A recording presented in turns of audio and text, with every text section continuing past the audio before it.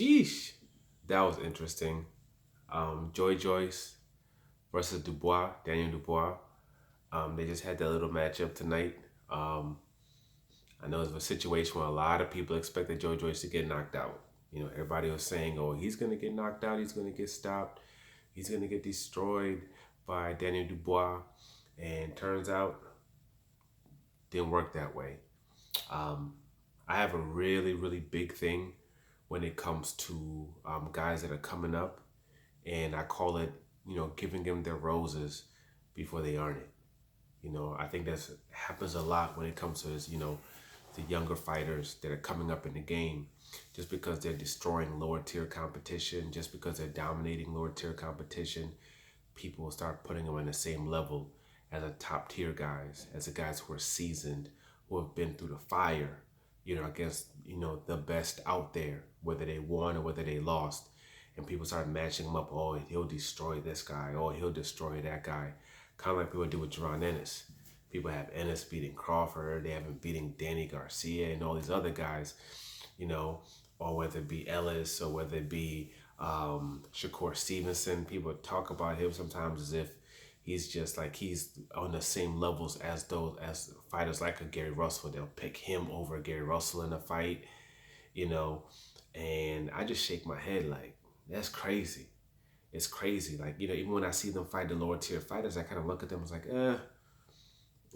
even the Devin Haney, supposedly he was just light years to get over everybody else. He'll beat Tank and this and that. And then he fights Gamboa and it's kind of like, we got to take a step back because that level of dominance or, him, people think he's going to knock him out and do this and things don't necessarily work out that way.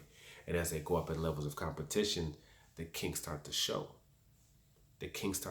So I'm always really, really big on not giving these guys the roses before they earn it. I always say they're looking good, they look spectacular, but we gotta wait until they fight the top tier fight. Well, these guys are scared to fight, whatever. People can say they're scared to fight them or whatever it is, or they can't get the fights for whatever reason. But you do not know if they're on that level until they face that level of stiff competition, especially when they're fighting very low tier comp. Someone like a Jerron Ennis who's been fighting very low tier comp. Even though you see the skills there and he looks great against that lower level competition though. When you face someone where that doesn't work anymore, what you're doing, and you have to go to plan B and you have to go to plan C, then what? What happens then?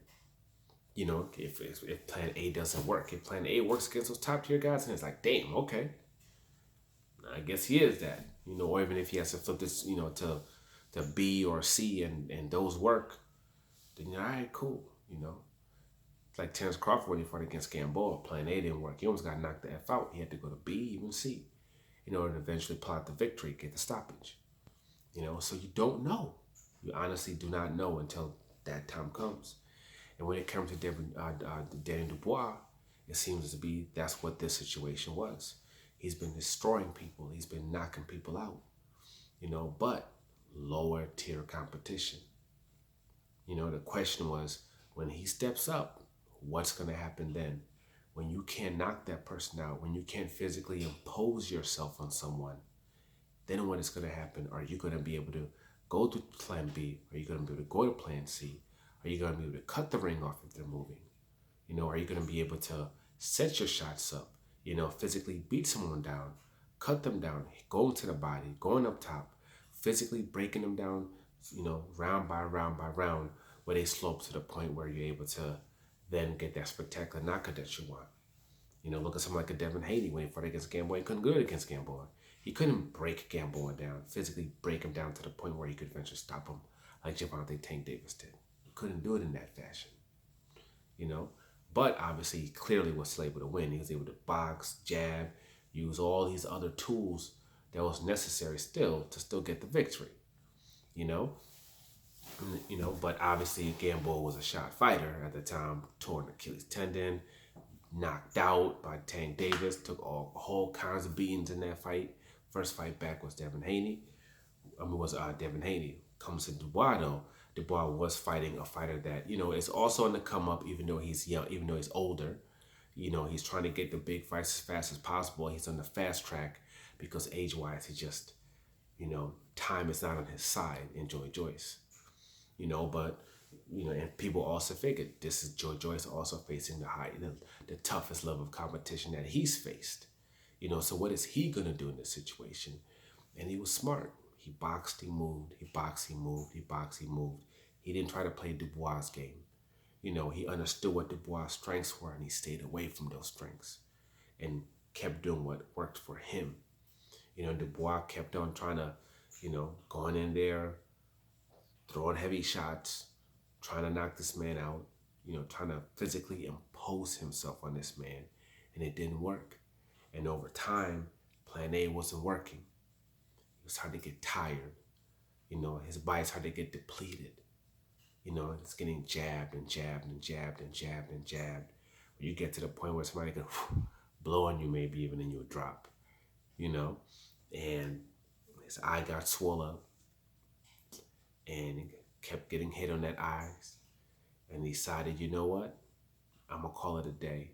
Got on the knee, waited till he was pretty much counted out, and then he got up, which is not a good thing. You look at somebody like a Yard. Yard was going up against Kovalev. Yard was doing this thing, almost stopped Kovalev, ended up not stopping Kovalev, and got knocked down. Was physically trying to get beat up. He gassed out. But the difference between him and Dubois, Yard kept fighting. Yard kept pushing the pace. Yard kept trying until he was physically just completely spent, where he had nothing in that tank anymore.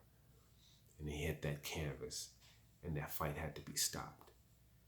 But he never gave up. He kept trying to push the pace. He kept trying to do what he needed to do in order to become out victorious and to survive. It just didn't end up working out for him at the end of the day. You can come back from that. You can come back from that. You can learn from that. You can get better. But the way Dubois ended this fight, on that knee, just because of your eyes swollen, because you're gassed out, it's not good. As a boxer, being in that business, from what I've seen, fighters who do that, they don't end up having a very good career. If he had just lost, if he got knocked out, something of that nature, it'd be like, cool. Even if he had like a broken orbital bone or something like that, like Kell Brook, because when Kell Brook stopped against Gennady Golovkin, I was like, oh, what the when you find he had a broken orbital bone, smart decision. But this guy, he just looked like his eye was swollen. We've seen other fighters with their eyes swollen, eyes completely shut, and kept fighting. We've seen fighters with both eyes shut, like going in like this, still fighting, still giving their absolute all. And he just didn't do that. From what I could see, it looked like he gave up. It looks like he quit. And even though we've seen in past history that fighters who do that don't have such great careers after that, maybe he can be different. Maybe he can figure out his flaws, figure out the things that did incorrectly, make the adjustments that are necessary, add the tools into his arsenal that he needs, and maybe not, if he gets caught up in the same situation like that again, maybe not quit in the same way, maybe not surrender in the same way. It's definitely possible. But congratulations, Joyce. People didn't believe in him, but he believed in himself, and he did what was necessary in order to come out victorious.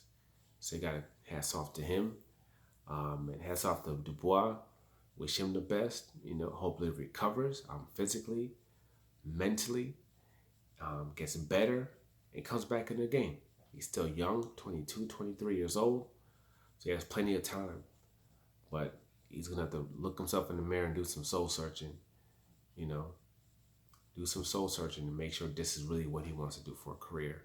And if it is, turn on the gas and go balls to the walls and do what's necessary in order to become the fighter that he wants to be.